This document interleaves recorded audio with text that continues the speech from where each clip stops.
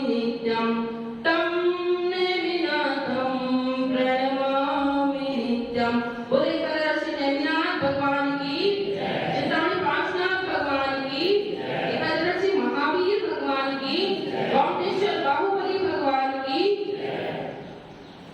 आचार्य देव मुनि कुंजर आदि सिंधु महावीर कीर्ति गुरुवर तब पाद बंधु। वात्सल्य मूर्ति गुरुवर सिर विमल सिंधु। सूरी प्रधान गुरु सन्मति पाद बंधु। बोले परम पूज्य चतुर्दशी आदि सागर जी महाराज की, परम पूज्य चतुर्दशी महावीर कीर्ति जी महाराज की, परम पूज्य चतुर्दशी विमल सागर जी महाराज की, तपस्वी सम्राट श्री सरस्वती सागर जी महाराज की। कुंद कुंद सी ज्ञान प्रवृत्ति वीर सैन सी वाणी है।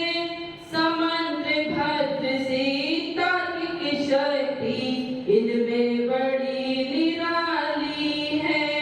सागर संगम वीर हृदय है, रवि समय उपकारी है।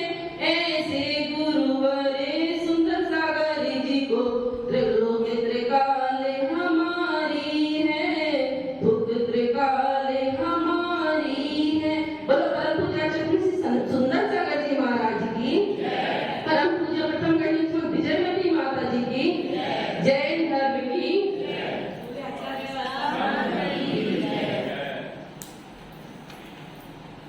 धर्म प्रेमी बंधु, आप लोग सुबह सुबह मॉर्निंग वॉक पर जा रहे थे। रास्ते में एक बहुत विशाल समुद्र मिला। तो एक व्यक्ति बोला कि ये समुद्र कितना पानी है, कितना विशाल है, काश यह खारा ना होता। समुद्र बेचारा चुपचाप सुन लिया। थोड़ी आगे और वह व्यक्ति बढ़ा और उसने कोयल को आवाज सुनी और कहा कि ये कोयल की आवाज कितनी सुंदर है, काश यह काली ना होती तो बहुत अच्छा होता। थोड़ी दूर आगे वह फिर बढ़ा और उसको एक बहुत सुंदर गुलाब का फूल दिखा और उसने कहा कि ये फूल कितना सुंदर है, काश इसमें कांटे ना होते। तो वो भी चुपचाप सुन लिया। अब ये तीनों मिले और उसने उन लोगों ने कहा, हे मनुष्य, काश तेरे अंदर दूसरों के दुर्गुण देखने की आदत ना होती तो तू कितना अच्छा होता। तो हमारी ये आदत है कि हमें किसी के गुण नहीं दिखाई देते। दोस्त तो हमें जल्दी से दिखाई देते हैं। हम जैसे किसी पहाड़ को पे चढ़ना है और उसको पार करना है तो क्या हम फावड़ा लेके उसको पार करेंगे? उसको पहले छोटा करेंगे, पहाड़ को समतल करेंगे, फिर उसको पार करेंगे?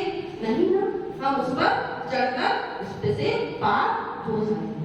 जैसे अगर आप बहुत बड़ी नदी है तो हमको उसको पार करना है तो क्या हम उसको खाली करने बैठेंगे? नहीं ना, हम सुविधाजनक नाव में बैठकर उस पार हो जाएंगे। इसी प्रकार हम जीवन में बेमतलब की बातों में उलझते रहते हैं और हम अपने असली लक्ष्य से छूट जाते हैं। सुनो सबकी, लेकिन करो वही जिसमें अपना और दूसरों का कल्याण हो। लेकिन यह मानव तो अपना कल्याण की तो हम 24 घंटे में सोचते ही नहीं, बस पल में ही उलझते रहते हैं। कितना समय हम अपने लिए निकालते हैं, सोचा है कभी? कितनी देर हम कभी चिंतन करते हैं आंख बंद करके 5 मिनट में कि कहां से आए हैं और हमें कहां जाना है। लेकिन इसका हमें कोई विचार नहीं है और हम निरंतर दूसरों के सुख में दुखी होते रहते हैं।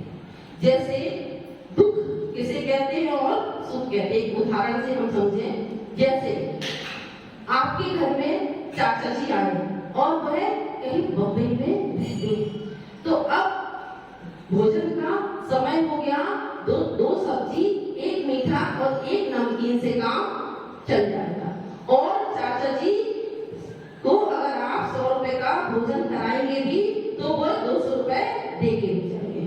तो चाचा जी यानी सुख। और अगर अब दामाद जी घर आ गए तो फिर 2 सब्जी से काम चलेगा क्या? नहीं चलेगा ना। और अब एक मीठा से काम भी नहीं चलेगा, एक नमकीन से भी काम नहीं चलेगा, है ना। अब तो 4 सब्जी भोजन में चाहिए ही, 4 तरह का मीठा नमकीन सब कुछ चाहिए। और अच्छे से भोजन कराया और फिर टीका भी करोगे तो 500 रुपए का उनको हमने टीका भी कर दिया। तो दामाद यानी सुख।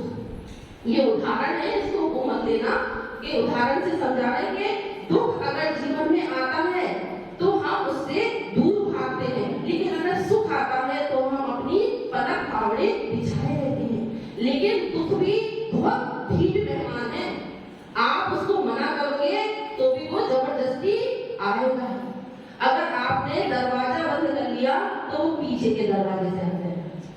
अगर आपने पीछे का दरवाजा भी बंद कर लिया तो वो खिड़की में से आ जाएगा। और अगर आपने खिड़की भी बंद कर ली तो वो झरोके में से आ जाएगा। और अगर आपने झरोका भी बंद कर लिया तो वो जमीन में से आ जाएगा। और अगर आपने वो भी ढक ली तो वो छप्पड़ फाड़ कर आ जाएगा। लेकिन दुख हमारे जीवन में आएगा जरूर। क्यों आएगा? क्योंकि दुख के असाता वेदनी कर्मों का बंध हमने स्वयं किया है। सुख दुख मानव की संपत्ति है। तू दुख से क्यों घबराता है? सुख आएगा तो दुख देगा, दुख आएगा तो सुख देगा। हे मानव, दुख सुख दोनों तेरी ही संपत्ति है। एक दृष्टांत से समझते हैं। एक बुढ़िया दादी थी, वो बहुत गरीब थी और बहुत दुखी थी। उसका एक इकलौता बेटा था। उसने बुढ़िया ने सुन रखा था कि डूंगरपुर में एक बहुत तपस्वी महाराज जी आए हुए हैं, बस सबके दुख दूर कर देते हैं। तो उसने कहा कि बेटा तुम जाओ और उन गुरुराज से अपने दुख कब दूर होंगे यह पूछ लिया, ये दुख के दिन कब दूर होंगे। तो उसने कहा ठीक है माँ, मैं जाता हूँ। बहुत पुराने जमाने की बात है, पहले यातायात के इतने साधन नहीं थे और उसके बाद पैसे भी नहीं थे, तो वह पैदल ही चल पड़ा। जैसे ही वह पैदल चला तो उसने पहला विश्राम उसने एक सेठानी के घर के दरवाजे पे, वो बहुत थक गया और रात हो गई थी तो वहीं बैठ गया। जैसे ही उस सेठानी ने दरवाजे खोले तो देखा एक बेटा बैठा हुआ है। तो उसने कहा अरे बेटे तुम बाहर क्यों बैठे हो, अंदर आ जाओ, मेरे घर में अंदर विश्राम कर लो। उसने कहा ठीक है, और वह वो अंदर चला गया। तो उस सेठानी उसने पूछा कि तुम कहाँ जा रहे हो और क्यों जा रहे हो। तो उसने कहा कि मैं बहुत दुखी हूँ और अपना दुख दूर करने के लिए मुनिराज के पास अपनी समस्याओं का समाधान करने के लिए जा रहा हूँ। तो उसने कहा कि बेटा मेरी भी एक समस्या है, वह भी तुम पूछ आना। क्या? उसने कहा कि मेरी बेटी है, वह जवान हो गई है, वह बोलती नहीं है, इसकी शादी विवाह भी करवाना है, तो तुम इतनी सी मेरी समस्या का समाधान गुरुराज के चरणों में पूछ के आ जाओ। उसने कहा ठीक है माँ जी।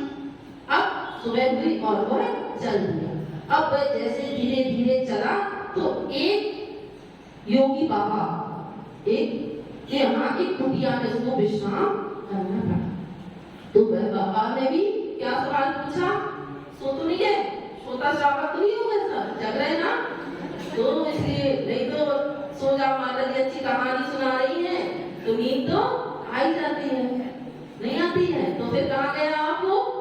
योगी बाबा के कुटिया में उसने विश्राम किया। तो उस बाबा का भी यही प्रश्न था कि तुम कहाँ जा रहे हो, क्यों जा रहे हो। तो उसने कहा कि मेरे भी एक समस्या है कि मेरे को इतने दिन हो गए तपस्या करते करते, लेकिन मेरे को अंदर में शांति नहीं मिल रही है, मेरे बहुत संकल्प विकल्प रहते हैं, तो उसका समाधान भी तो पूछ के आ जाना। उसने कहा ठीक है।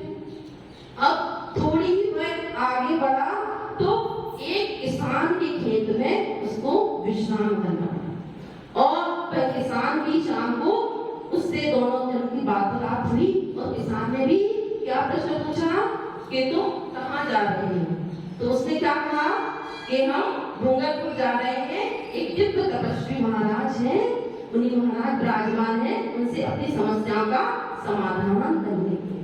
उसने कहा बेटा मेरी भी एक समस्या है कि मैं इस खेत में बहुत मेहनत करता हूँ, बहुत परिश्रम करता हूँ दिन रात, लेकिन अच्छी खेती नहीं होती, मेरी इस समस्या का समाधान भी तो पूछा। तो वह बेटा बोला ठीक है। अब वह धीरे धीरे डूंगरपुर में आ गए और उसने मंदिर का पता भी पूछ लिया और वह जहाँ आचार्य श्री विराजमान थे उस कक्ष में आ गया और बहुत विनय से उनके दर्शन किए, 3 परिक्रमा लगाई और उनके दर्शन करके वह बहुत गदगद हो गया, बहुत खुशी हुआ। तो जैसे आचार्य जी तो सामायिक कर रहे थे, लेकिन अगर हम लोग सामायिक करें और आप लोग नमस्कार करो और हम हाथ उठा के और पीछे उठा के आपको आशीर्वाद नहीं दे तो आप लोगों को तो वो लगते नहीं, जब तक आप उनको मजबूर न कर दोगे आशीर्वाद बोल देना, हमारा नमस्कार स्वीकार नहीं हुआ।